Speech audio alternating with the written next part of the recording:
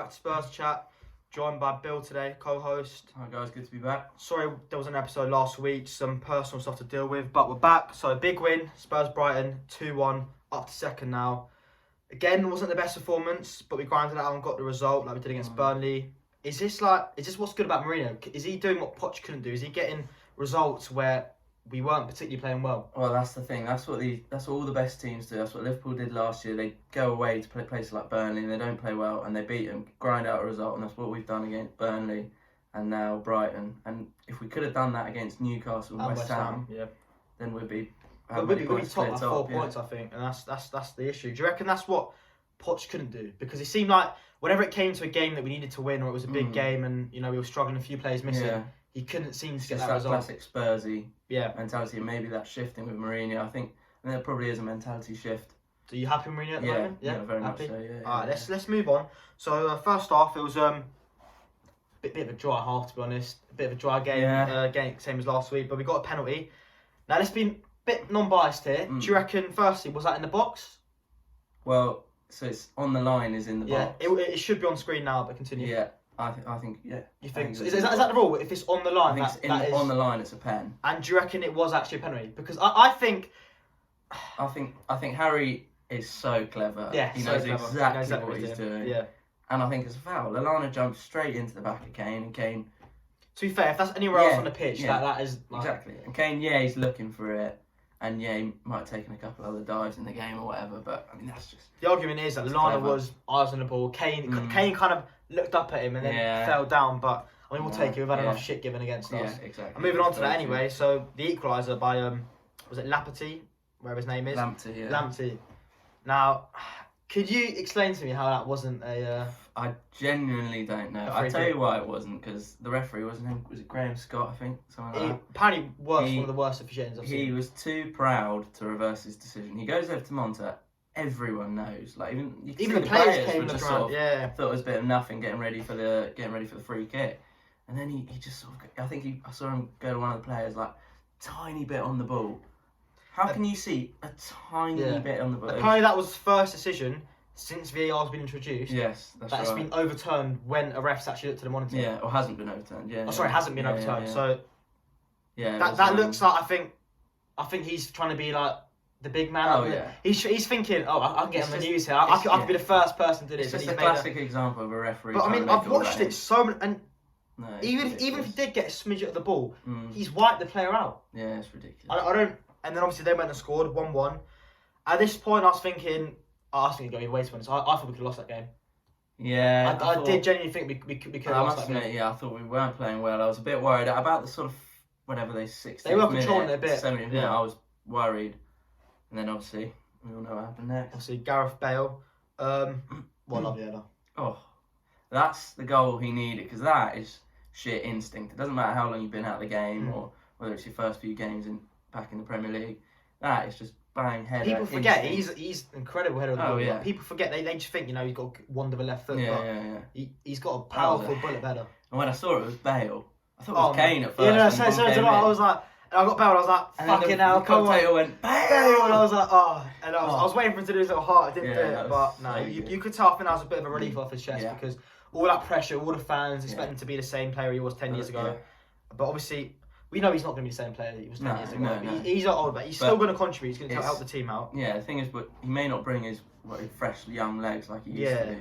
But it's the mentality that the team may have with what was he won? 4-time Champions League. In the dressing room, it's just going to be. And he's got the brain as well. He's got a football brain. Yeah. He said in an interview he knows when it comes to the big moments. He knows where to be, what to do. I mean, he basically won 2 Champions Leagues for Madrid. Yeah. He got the goal winner against Liverpool and the winner against someone else as well. But now we've seen that goal. Do you reckon he can now get a bit more sharp, start to play games? Yeah, He's yet to play a full 90 for us yet. I'm hoping he's slowly getting there, and I'm hoping that goal just sort of really confirms to him. Yeah, I'm ready. And do you reckon what can we expect from this year? Is he being realistic? Is he going to be a talisman for us, or is he going to be more of a player where it comes to big moments? He can be there, contribute to the team. I think if Bale can get 10 Premier League goals, that'd be class. I think that's a pretty good effort. Yeah, I think that's pretty much what we're asking. Do you reckon he'll be important for us this year? Do you reckon he's more of a?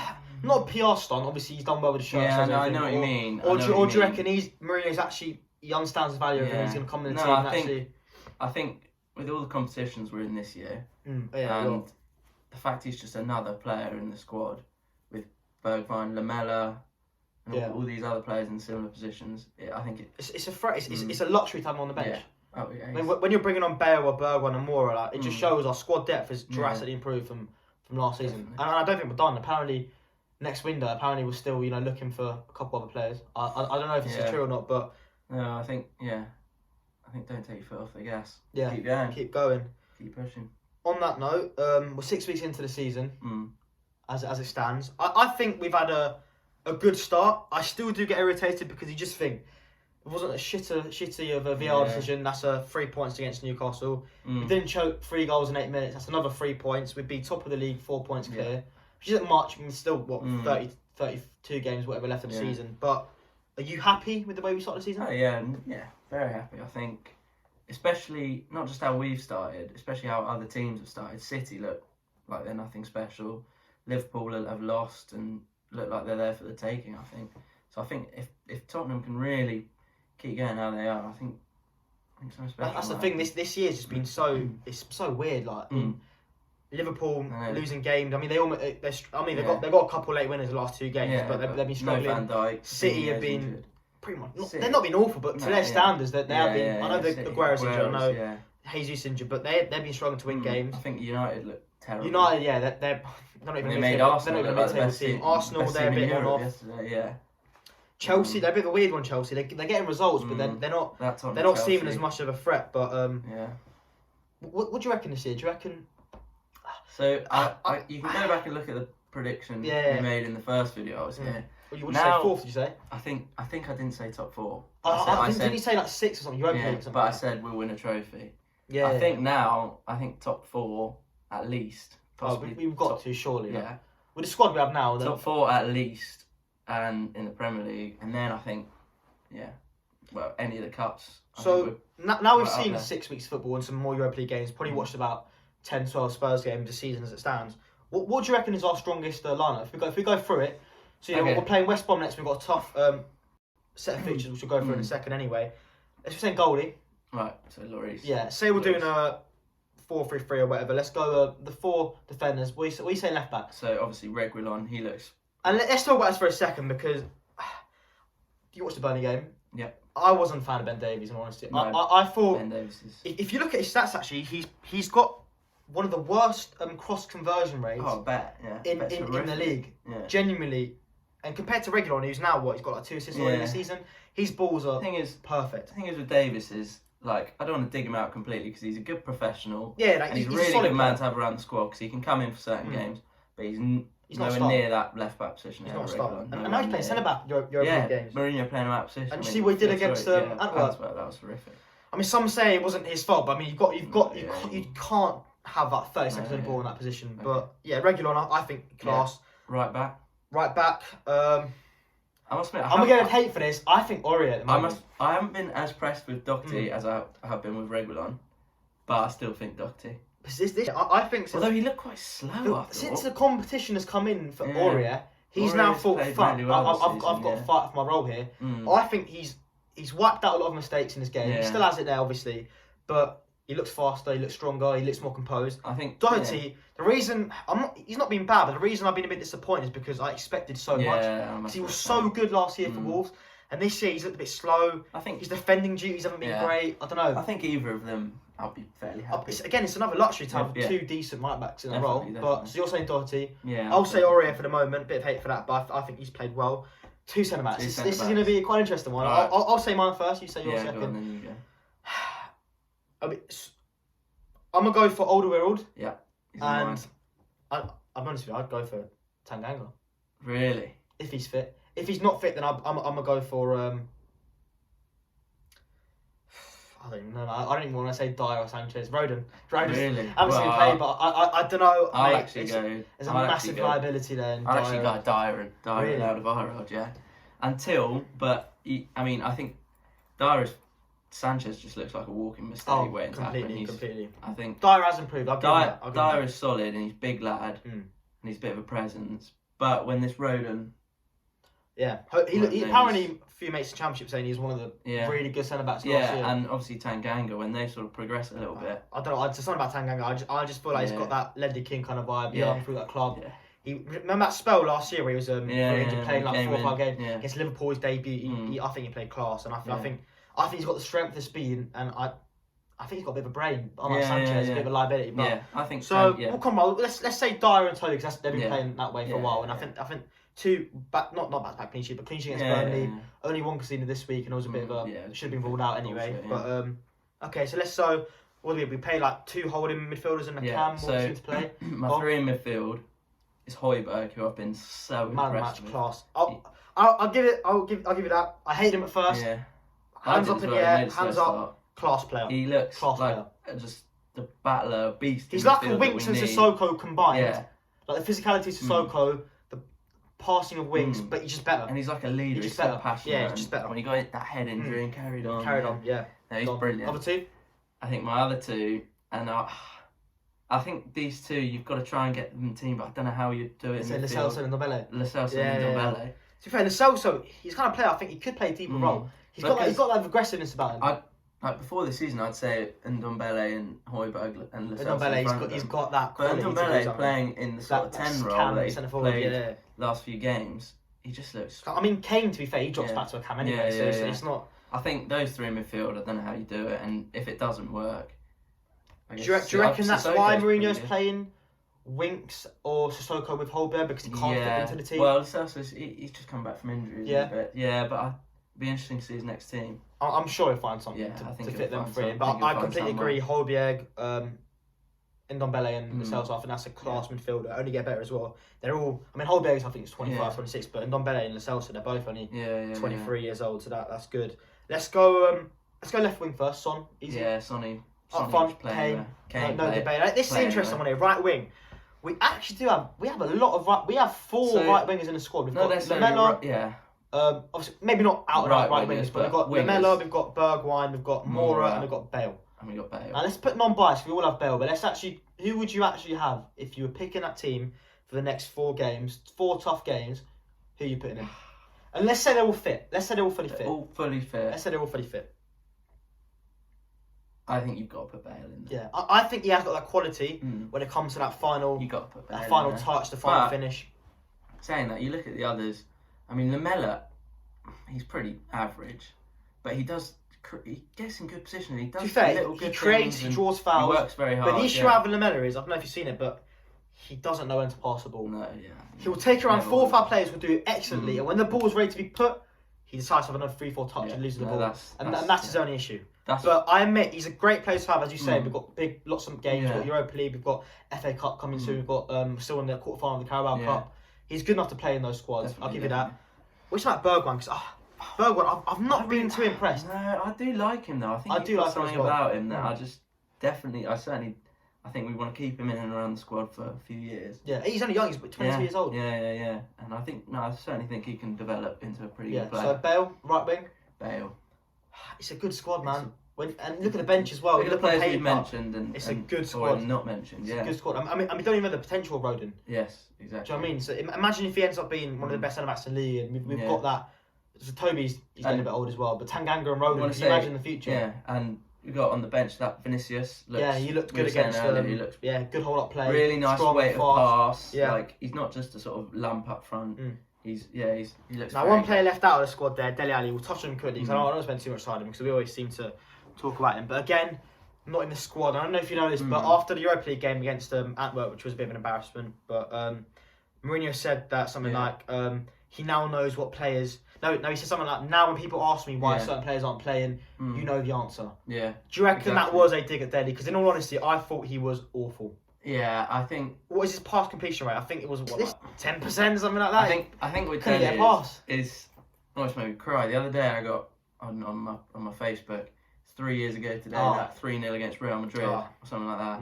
2 goals. I was watching the highlights and Ali just completely ran the show. And for Eriksen's goal, he nice little turn and pass through to Kane. Could you imagine that Dele Alli in this squad? Well, I think Dele in his prime, you got to get him in the team somehow. Yeah.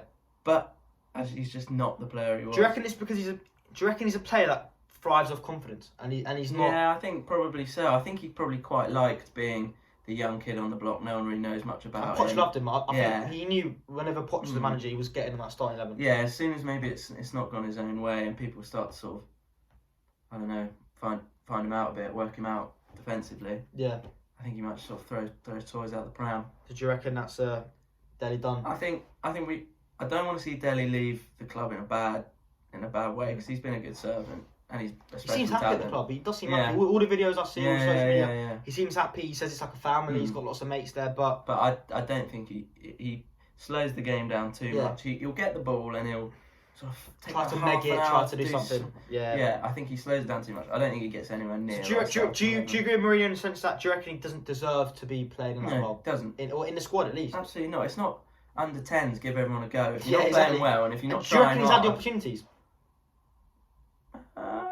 Yeah, well, I mean, he's had what in the last month he's probably had like 3, 4, 45 minute stints. But I don't know if he's not impressing in training, which apparently he's a bad trainer. You saw on the documentary. What? And to be fair, if he can't do anything against Royal Antwerp, he was terrible. in 45 minutes, then what makes him think that he's good enough to start in the Premier League? Yeah. But we'll move on from that. It's a bit sad. You never know. Maybe he might change attitude. Yeah. He might have one cracking game, get his form back on, but Dele of 2 years ago seems to be gone. Yes. Let's move on quickly. It's about we've got four of our next fixtures coming up. We've got West Brom at home, City at home, Chelsea away, and then Arsenal at home. And on top of that, we won't talk about it anyway, but we've got Liverpool a few weeks after that as well. So we've got a really, really tough group of fixtures here. And let's just have a little. I won't say what the score is, but let me know what you think it's going to be: a draw, a win, or loss. Let's go West Brom at home. Well, let's get the West Brom one out of the way. 3 points. Massive in 3 the bag. points needed. Massive. It's going to be needed. Because I reckon, being realistic, I don't think we're going to get 12 points out of this. City. So we've got City at home. Chelsea the way they're away. playing City, I don't know. It's up for the taking. So Chelsea, City, Arsenal. I think.